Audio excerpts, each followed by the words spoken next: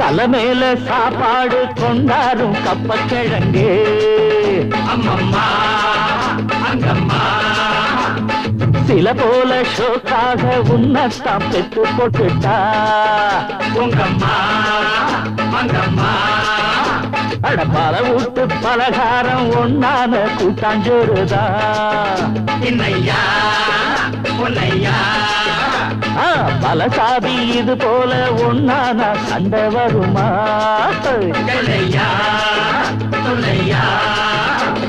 நித்தமும் பாடுபட்டு உழைக்கும் யாவரும் ஓரினந்தா சத்திய வார்த்தை இத நமக்கு சொல்லுது மேதினந்தா நாம் எல்லாம் மேல நிறுத்தோம் செஞ்ச தாங்காது நாடு முழுதோ